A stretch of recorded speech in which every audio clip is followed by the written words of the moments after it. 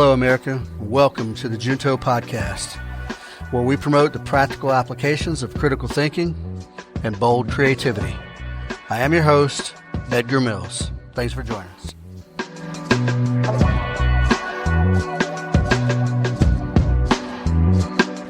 Hello, good people. Welcome to episode 41 of the Junto Podcast. Thank you all for listening. I appreciate each and every one of you.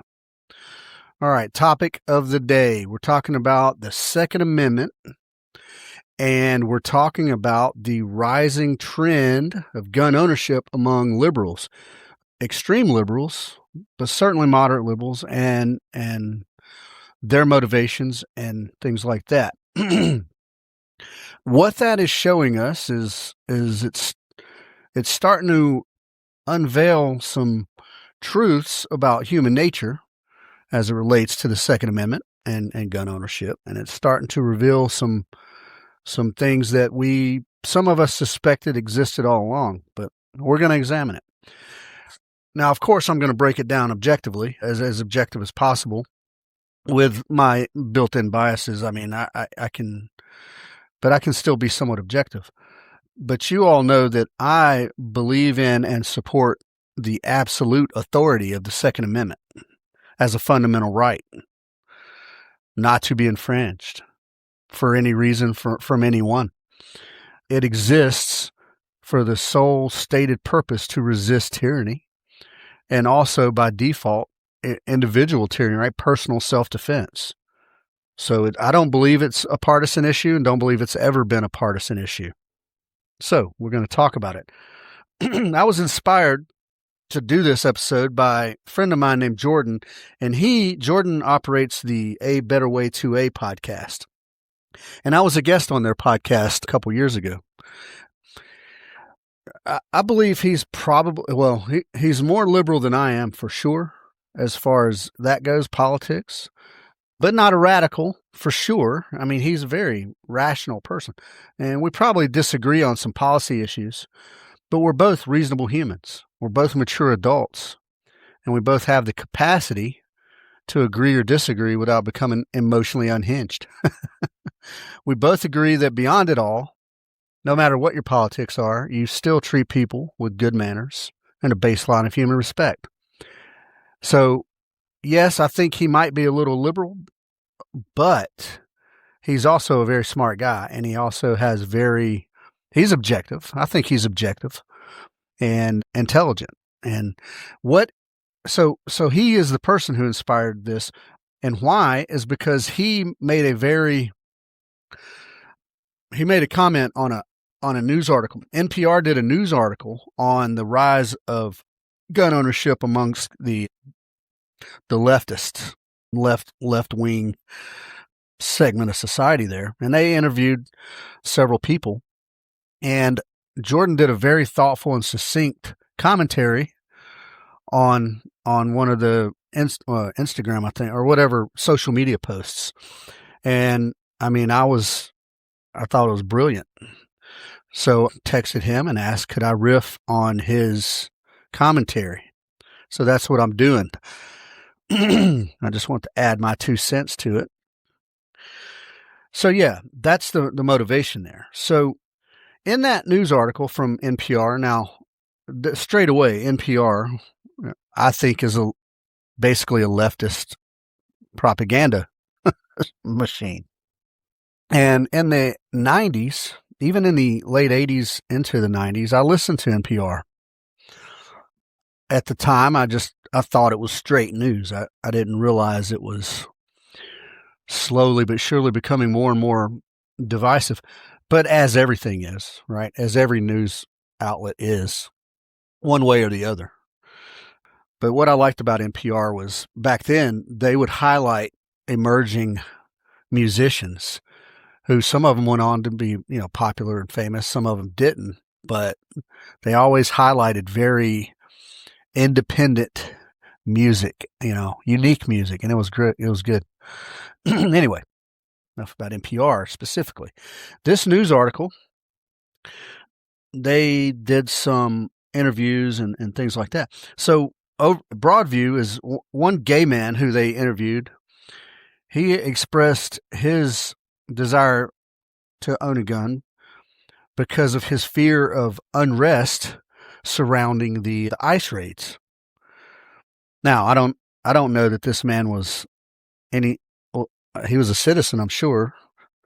So I don't know why a gay man specifically would fear ICE raids, but generally speaking, they are kind of viewed as militaristic and scary.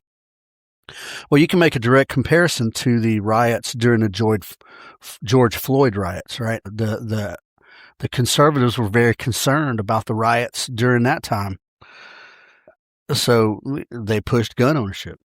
Well, despite the politics around both of those, I think both sides have a legitimate fear, or maybe it's an irrational fear, but a legitimate concern about their own safety, right? And here in America, well, not some states, but you don't have to express a need for safety, right? That's just inherent. One young woman, there was a father-daughter crew that they interviewed, she said she felt strong through shooting, which, yeah, sure. And that kind of challenged, I thought, like the stereotypes of gun ownership. There is a stereotype. People think about gun owners and they think, I guess truck 4x4 driving redneck racist. Some people attach that to racism and all that stuff. But a young left-leaning woman thought owning a gun made her feel emboldened and strong. And then they interviewed a trans individual who was motivated by the January 6th events, of which there's still people in jail. Only one person was shot and killed during that entire incident, and that was by a Capitol police officer on an unarmed protester. Yeah. So this trans individual was motivated by that. And what is that? Is that rational or irrational? Right, wrong, or otherwise, whatever you think about the January 6th, there was an institutional failure. Whether it was a staged event or whether it was the institution and the administration's inability to protect the protesters, because the left will tell you protesting is inherently American, but not on January 6th at the Capitol, just everywhere else. So that's a divisive issue. But this trans person was motivated by that to be a gun owner. So what I'm getting at here is, if you strip away all this friggin' partisan hyperbole and this left and right framing of the topic, the NPR article shows a very common human need for safety and for individual agency, autonomy, and personal dignity. Yeah, because this world is increasingly uncertain and uneasy. And I think the politicians foment that, but that's a whole nother thing. So let's talk about this shared common desire. The universal need or right to self-defense. That's not selective in demographic, right? Every individual has a right to self-defense. And people understand I'm speaking from a libertarian perspective. I will highlight what I think conservative perspectives are. I'm a little more conservative than liberal, well, in some cases, but I'm coming from a more libertarian perspective here. But this universality of self-defense, it's everybody. Everybody gets it, is afforded that. Not through law, by the way, but through natural rights, by virtue of being born. And the desire to protect yourself in any situation. Now, it's not ideological, folks. It's inherent to the human condition. It's a subconscious reaction to protect yourself. It's a subconscious reaction. It's the human condition. Everybody, regardless of politics, wants to preserve their own life and liberty when they think it's threatened. Yeah, when they think it's threatened. The Second Amendment is not a partisan tool. Now, some people may believe that the conservative right took ownership of the Second Amendment somehow, and it's not for everyone else. That's bull crap. That ties into the stereotypes. And we all know, stereotypes are all founded in a little bit of truth, but now get out of here, man. The Second Amendment, right, applies to every American citizen. And the right to self-defense applies universally, citizen or not. It's the last line of defense, folks. It says it right there in it. It's a defense first and foremost against tyranny, from the left or right. It don't say what side of the aisle the tyranny should come from that makes the Second Amendment valid. Any political tyranny. Because the left and right, good people, I don't care what side you think you're on, they both seek to control you. That is their desire. It's the same exact beast. The Second Amendment is our defense. It's our last line of defense against tyranny from the government and against individual ground level tyranny, assault, right? Self-defense. And it helps us maintain some kind of grounding in a state of uncertainty, right? Think apocalypse. Think societal collapse. What are you going to do if you're not wealthy or if you're not among the elite class and we go into some kind of bizarre societal collapse and you don't have a firearm and you aren't able to defend yourself against other people with firearms? Now that's extreme, but is it? The state will not protect you, good people. Understand it. They will not. Second Amendment ensures that our personal security don't depend on government largesse or government, worse yet, government efficiency. I can't remember. I think it was von Mises or Milton Friedman. Somebody like that said that if the government was in charge of the beaches, there would be a shortage of sand in 5 years. Government efficiency is not a thing. It don't exist. If you rely on government benevolence or government efficiency, you're going to be a subject. We will all be subjects within just a few years. We have to maintain our own autonomy. And that starts with the First and Second Amendments. Now, critiquing conservative fears during all these leftist riots when it's some racially motivated thing or whatever, critiquing that as bad faith and being disingenuous, and then turning around and validating liberal fears during these Border Patrol incidents and these ICE operations, all that does is expose your hypocrisy and your unwillingness to really look at the crux of the matter. But what it does show, though, it shows hypocrisy if you're for one but not for the other. And that's on both sides, good people. You can't critique the left for being concerned about these ICE operations that are somehow very public and somehow very large scale with masked operator-looking types and all. You can't critique them for wanting to own guns and protect themselves, and then think it's okay during these BLM riots and all this and that. It might be a little apples and oranges. That's a different podcast, but what it does expose beyond the hypocrisy is that how your proximity to risk, right? When it becomes personal to you, all of a sudden armed self-defense is unassailable. It's just become a very reasonable option, right? When it affects you. So treat it the same as when it affects other people, but not you. It's still a very reasonable and, well, it should be unassailable right. Armed self-defense And I say this a lot during training and things. Some people are not familiar with violence.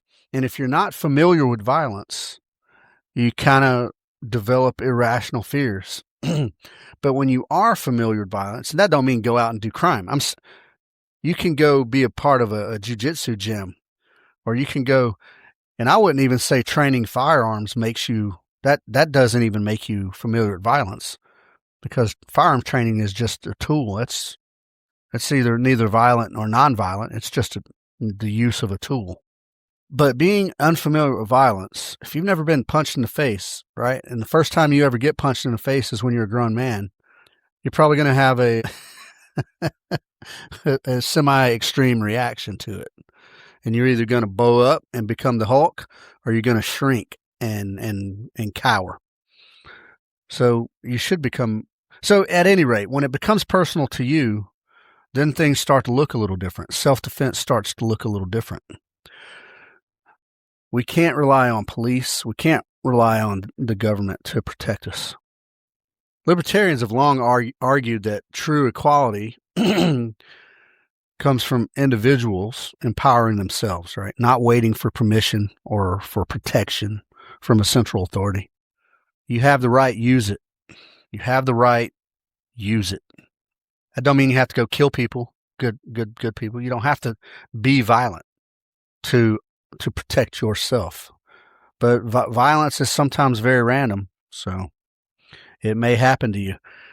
Having a gun, I say this all the time too, carrying concealed right out in the public as a self-defense tool, it's much like a parachute, right? You don't need it until you do, and then it's the only thing you need, right?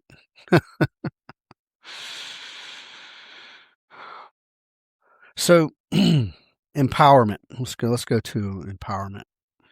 Now, this article gave an example of a daughter who said she felt strong through firearms training.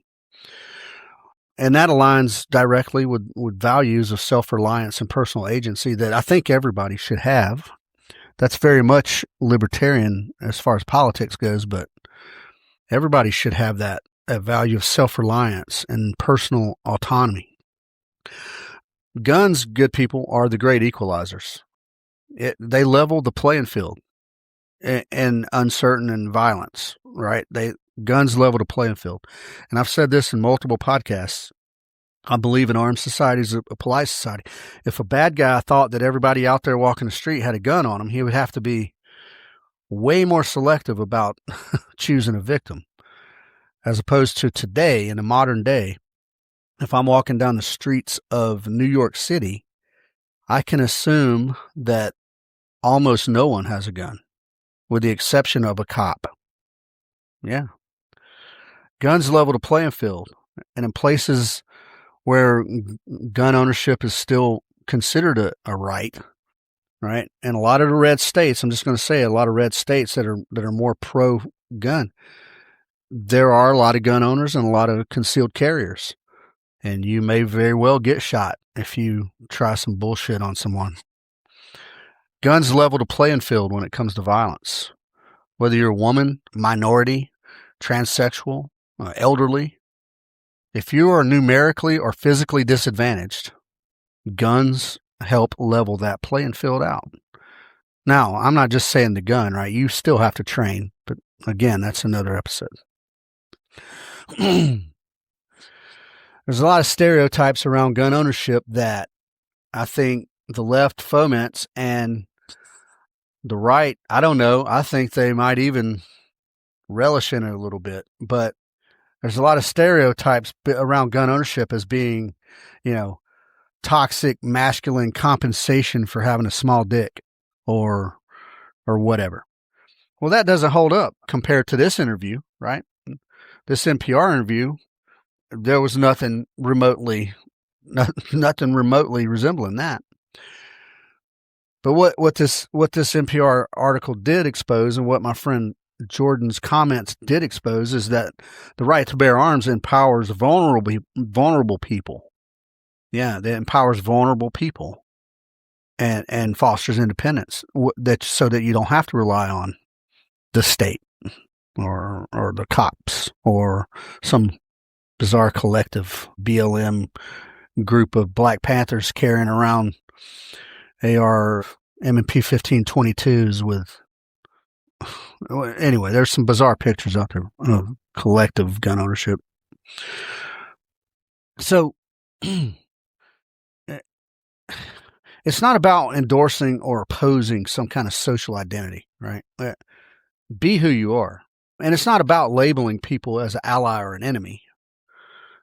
It's about recognizing that the Second Amendment, the authority of the Second Amendment extends to everyone, enabling you to protect yourself in a violent world, right, where threats do not discriminate. Now, some people target certain groups or certain things, but it's famously some of the gay gun groups, they had a T-shirt out there that says, "Armed gays don't get bashed." And that seems pretty succinct, right? It's hard to discriminate physically, violently against people who have the means to protect themselves. And again, the threats in the real world, right? We're not talking about these ideological make-believe apocalypse, societal collapse things. I'm talking about desperate, drug addicts hanging out in dark corners, and you walk by and you look like a victim and they need money, or they need whatever they need or want, and decide to try to take it from you. That still happens. Or if you find yourself in the wrong, you're visiting a major city that you're not familiar with, and there happens to be some bizarre riot going on, and you make the wrong turn, and now you got rioters jumping up and down on your car and want to pull you out and beat you to death because you're the wrong color. Well, what are you going to do then? Right? You're going to talk them down? You're going to have a rational debate with them? It's kind of hard at that point. So the trans interviewee on that NPR article talked about January 6th. And January 6th, again, whatever you believe, whatever you think about it politically, at its core, it shows us one true thing, and that's that governments are fallible. Now, whether that January 6th thing was an inside job with agitators set up to make it look a certain way, had Capitol Police letting people in and out of the Capitol building, like basically escorting. You had a bunch of weird shit going on, right? It don't matter who's in charge of the government. That is the government in action.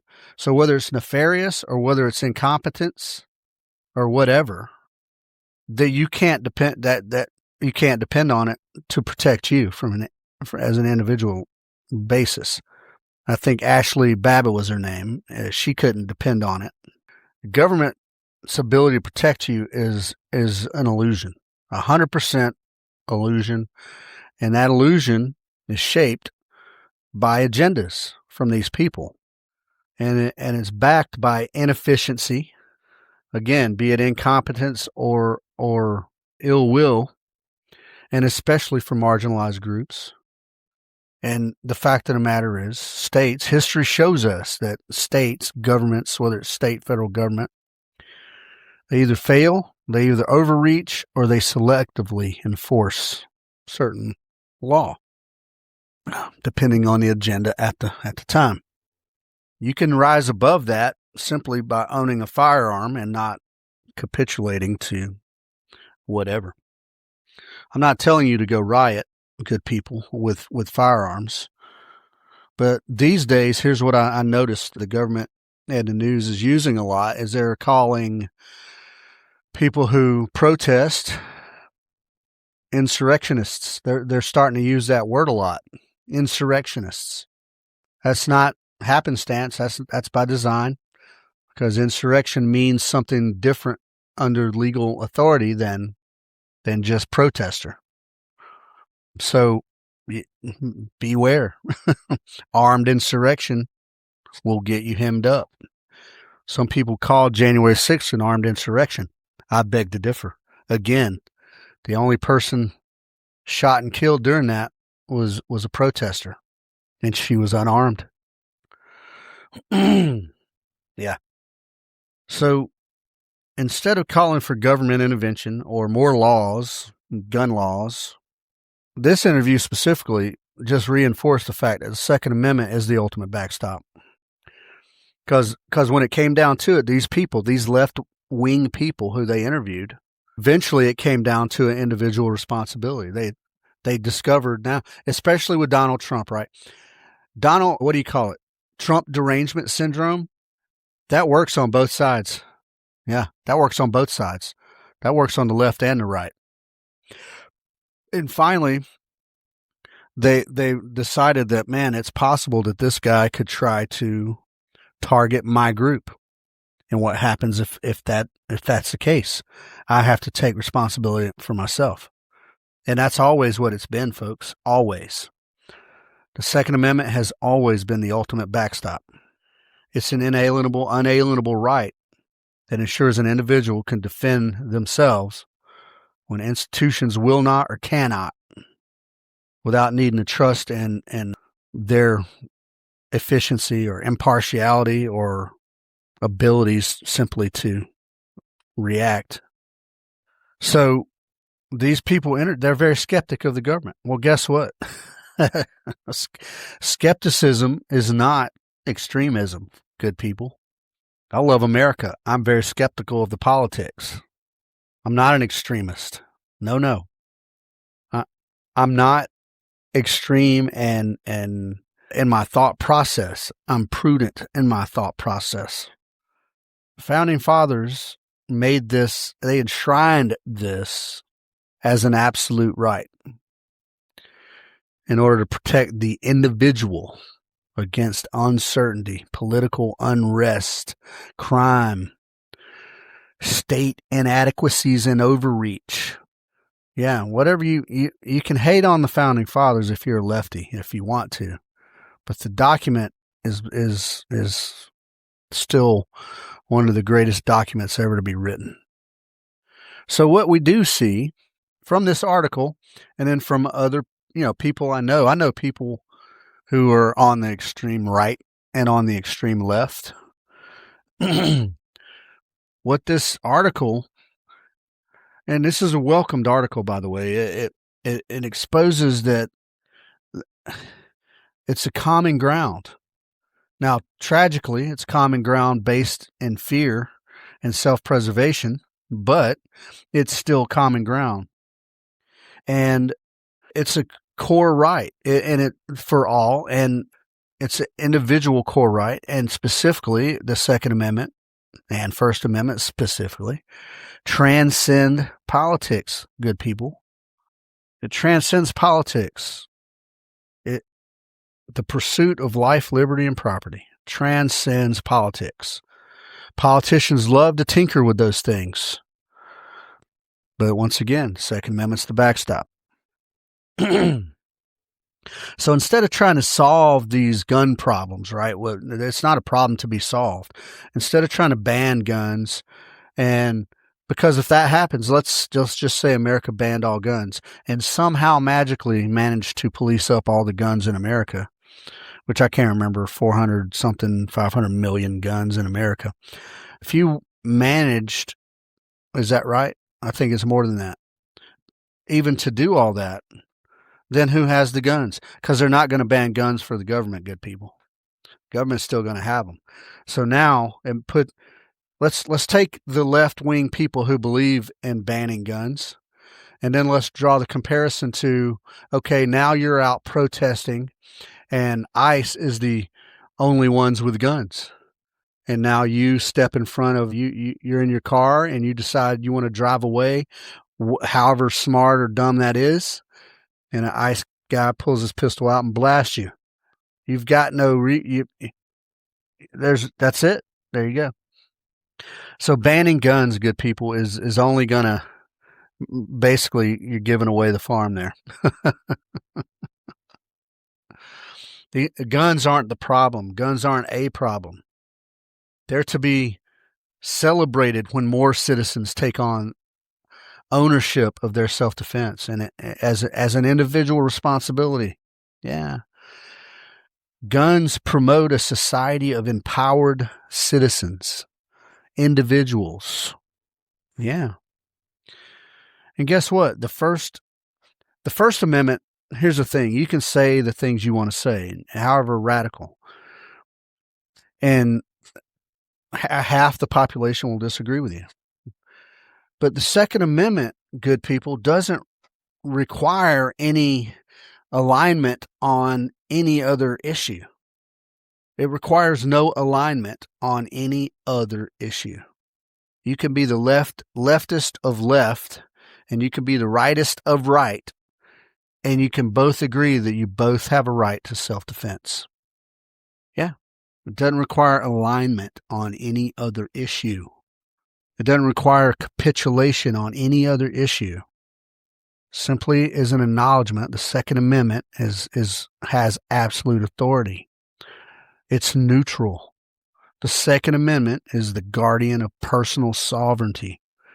It's neutral. It applies to everyone. There's nothing to be agreed or disagreed with. Is murder wrong? Yeah, absolutely. Whether you shoot somebody or stab somebody or beat somebody to death with a hammer. That's got nothing to do with gun ownership. People conflate those things. They conflate inner city crime with guns. And every morning on the news on Fox 5 Atlanta, somebody is dead in South Fulton. Yeah, it's almost every morning you hear it.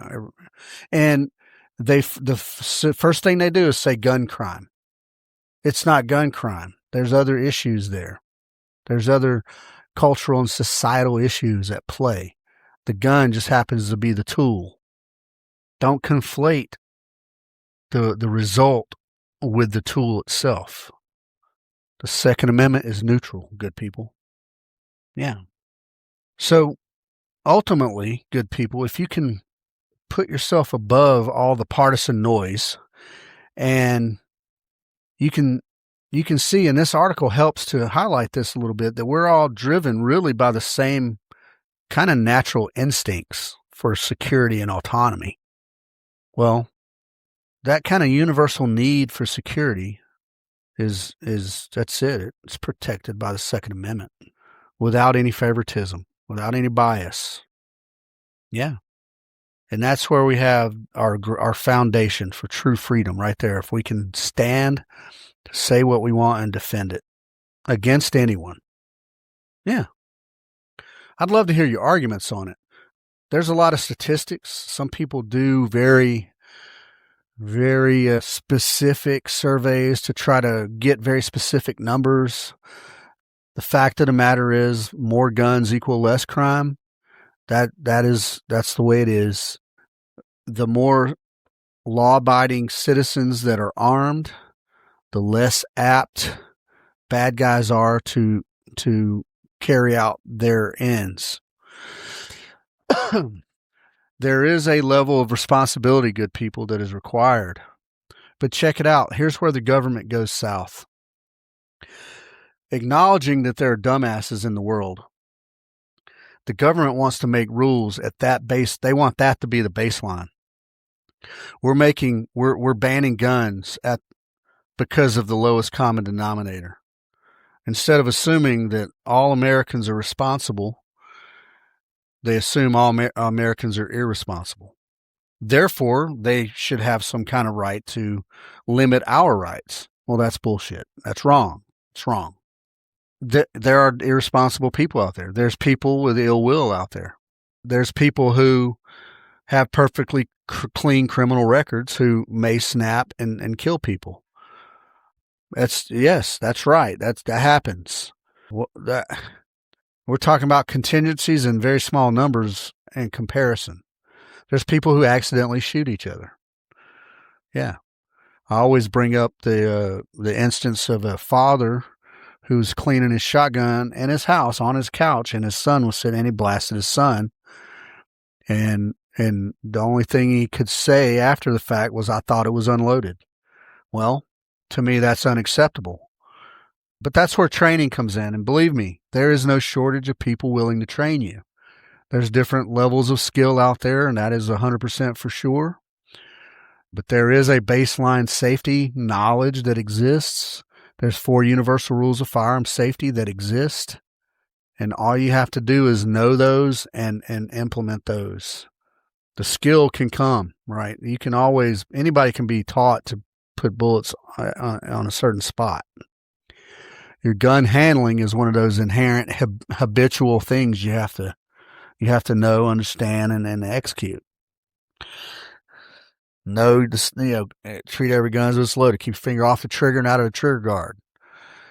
Don't point anything you don't want to shoot. Be aware of your target and be aware of its surroundings.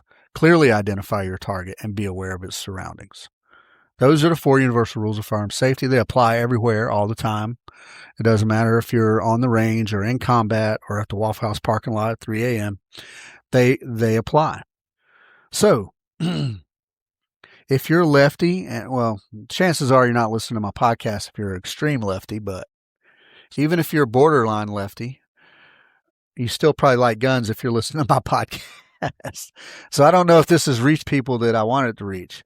But let me say this, if you're a hard right guy, just had a glitch. Let me say this, though. If you're a hard right guy and you don't think that, if you think it's okay to ban guns for queers or trans or blacks or whoever, you need to rethink. You need to rethink your political, there keeps being glitches. I don't know if that's the internet connection or what. If you think that, you need to rethink your sort of politics and your, whether or not you think you're a hypocrite or not. Yeah, I mean, that's what I'm saying. Now, I know some of you hard right out there who are listening right now, you're thinking to yourself, let's use the trans community because I always pick on them. Is there psychological issues there? And now we're getting into the capacity for people who are mentally unstable to own guns. Hey, I don't have the right answer on that necessarily. And it's something to be discussed amongst smart people. I'm not qualified to speak on mental health necessarily, as it pertains to gun ownership. But until somebody has proven something, and then the tragedy is they have to do something bad for you to discover, their state of mind, right? So that's a complex issue, and it's a discussion to be had. But I'm talking about in the broader sense here.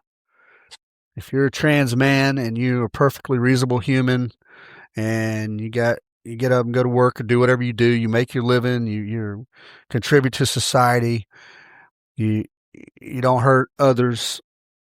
Yeah, why not? And it's arguable that trans people probably need to be armed more than other people because I don't think we've seen this a lot lately, good people. In the 90s, we saw it where trans people were getting bashed and beat up and whatnot. And that's a thing. Even in the 80s, there was gay bashing going on. These marginalized groups, good people, if you're a rational human, you must concur that that these marginalized people have every right not to be brutalized. Think about that, good people. Think about it. There's a whole history around racism with gun ownership. In the mid-century America, gun laws emerged because they didn't want groups of black people being able to protest while armed, in certain places and things like that. So just like everything the government does, it's a control measure. They want to disarm either certain groups or everyone now as a control measure. And the reason the reason they're considered technically pro-gun is because their constituency would friggin' lose it if the right went anti-gun. Because I believe it's their job to represent their constituency. And there's a whole lot of gun owners in America who are conservative. But the good news, and this is what this article points out, and I'm on board, is that now there's a whole lot of lefties who are starting to be gun owners. Now, are they all in? Or if the government says, okay, we're banning guns for everyone, or would they be willingly give up that right? And they're just buying guns as a backstop, but they don't really feel it. So there's all sorts of nuances out there, good people. All sorts. What I would leave you with on this topic is be intellectually consistent and be fair and consistent across the board. If it's your right to carry a gun, why shouldn't it be someone else's right to carry a gun? Yeah. And who among us shouldn't have a right to defend themselves? Think about that. That's all I got on that topic, good people, for now. Anyway, specifically. And again, thanks to Jordan at A Better Way 2A for. I should read. I should read his. It's kind of long. I'm not gonna verbally plagiarize, but it's good stuff. So, Libertarian Party of Georgia just had their state convention this weekend. It's going on now until I think it ends at about 2:30 today. But all the business was done yesterday. All the voting on the delegates voted for candidates. We are pushing a candidate up for the U.S. Senate, and I'm going to find this. It's Alan. He got up and gave a pretty impassioned pitch, and it was pretty good. And he's a lawyer, of course. Yeah, everybody's a freaking lawyer in politics. He's a lawyer, and he's a finance guy. He deals a lot with finance. And he had a lot of very good sort of platform ideas on how to fix the money issue, the spending and tax and spending issues, because that's what's up. Tax and spending, it's insane. So I'm trying to find this guy, and we got a new secretary for the Libertarian Party of Georgia. Zane Placey was the secretary, and he did a fantastic job. He's one of the smartest guys I've ever met. And then yesterday, we voted in Sergio Ortega to be the new secretary of the party, who is also one of the smartest guys I've ever met. I can tell you this, there's a lot of smart people out there, right? But these are two humans. There's some libertarians that are some very just incredibly smart humans. And I enjoy that, right? I enjoy meeting these people and just being impressed. I'm not easily impressed. 100%. I am not easily impressed. However, I am impressed by Zane. I'm impressed by Sergio. And he lives up here, by the way. He goes to North Georgia College. Yes, but he is in our local affiliate up here in Bartow Floyd County, Polk County affiliate. So I get the occasion to listen to him carry on about policies and things, and man, he's awesome. So I cannot find the post that of the guy we're running for Senate. I think Chase Oliver got nominated to run as governor, and now Chase Oliver was going to be a presidential candidate, I think, or presidential candidate. Now, we disagree on certain things, true enough, but he is a libertarian-minded guy. I think and he's small government, right? And he's all about decentralized government. Now, is he going to, again, what I really hate is that I know that libertarians have a very minimal chance to get big elections. But what I do like is we also saw several people get nominated for small local governmental seats, and like even county. Like one of them, it was kind of funny, but Zane, who was the secretary, got nominated to run for Fulton County Soil and Land Management, something or another, some obscure seat. But they did have a sort of a weird critical role, and that's good, man, and that's awesome. So if he gets that will be that'll be awesome. And there's a strong chance of it, by the way. Ted Metz was nominated for Secretary of State of Georgia, and that's Brad Raffensperger's seat. And if you're a conservative, you know Raffensperger is not a conservative. You may think he is, but he's not.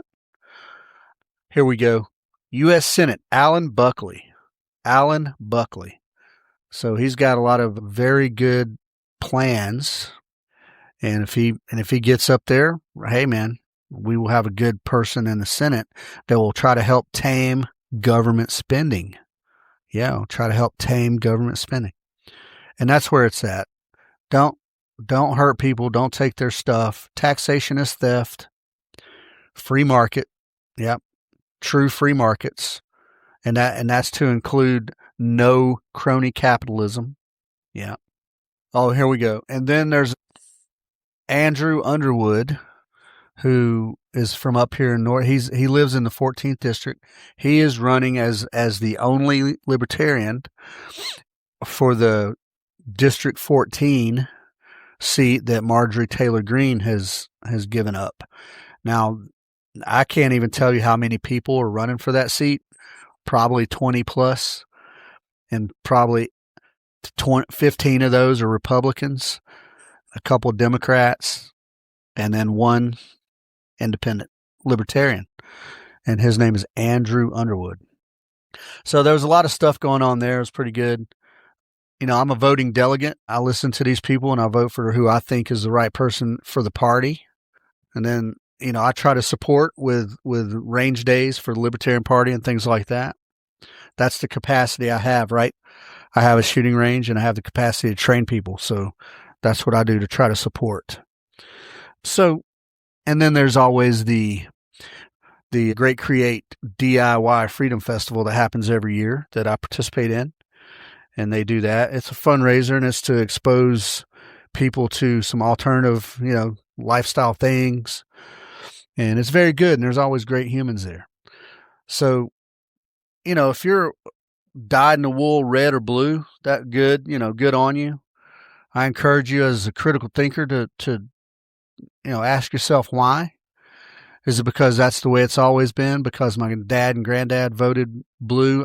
You know, what I do notice is there's a lot of Dixiecrats in the Rome-Floyd County area. And that is deep Southern Democrats. And, you know, and then on the opposite end, there's extreme right-wing Republicans. But what I do think, though, is that the middle is growing as far as politics goes. I think people are starting to see that the extremes on the left and right are just kind of getting out of control. Because what you get is you'll get some kind of bizarre policy or some kind of bizarre political action that happens, and then there's an extreme overreaction and response. So it's just one equal and opposite reaction to another. And the more extreme they get, well, and at some point it starts to alienate people in the middle.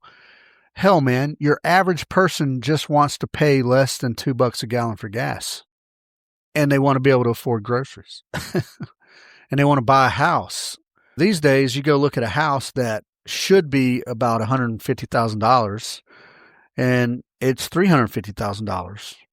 And they will they'll put that price tag on it with a straight face, because that's what the manipulated market bears right now. It's crazy. Regular people can't afford life, and you certainly can't afford to get ahead. And that leads us down the road to serfdom, good people. It's just, we got to start looking at alternatives. Your red and your blue guy ain't going to fix the problem. Well, their platforms aren't going to fix the problem, because ultimately the red and blue just are after control. The great thing about the libertarian platform is that nobody is seeking to be in charge of you. They are seeking to level the playing field equally for all people, and then let the free markets do what they do. So anyway, Libertarian Party of Georgia, check it out. There's probably an affiliate near you. Fulton County, they have a strong affiliate. Up here in Bartow, Floyd, Polk, and I think that's an affiliate. There might be one more county in that. And we get together regularly to meet about initiatives. Specifically up here, we do Habitat for Humanity volunteering. They do a river cleanup. I've yet to be a part of it. It's always conflicts with my schedule, but they do a river cleanup initiative. And then they go out and they put tables up at festivals and things and try to spread the libertarian thing. And for the Libertarian Party of Georgia, we do a range day every year. I think last year we did it twice. We do a range day, and as our big range, should that get approved, and then that's going to expand a little bit and be a little more robust and, a little bit more like a big event as opposed to just a range day. So there's a lot of things we do and it's all to minimize the power of the centralized government and maximize the individual power, individual autonomy, and right to determination for ourselves, and the right to keep the money we earn and spend it as we see fit, and those types of things. So, yeah, give it a look. Libertarian Party of Georgia. All right, good people, that's enough of the politicking. Everything kind of revolves around politics. It sucks that that's the case. I'm gonna start curbing that a little bit. I think the next episode we're gonna try to talk about the arts a little bit. I don't know. The reason politics affects everything is because they try to put their fingers onto everything. So that's what we're against. All right. What's coming up? I got nothing scheduled, folks. We got the pistol workshop that's coming up is sold out. So thanks to all the folks who got a ticket for that. It's going to be a good course. We got private sessions. I'm pretty much maxed out through the end of January. So as you all may or may not know, I'm probably going to be out of town in February. So I won't start scheduling private sessions again until March. Now, if you have the capacity to look that far ahead, we can schedule it, right? So don't think that you can't look into it. You can.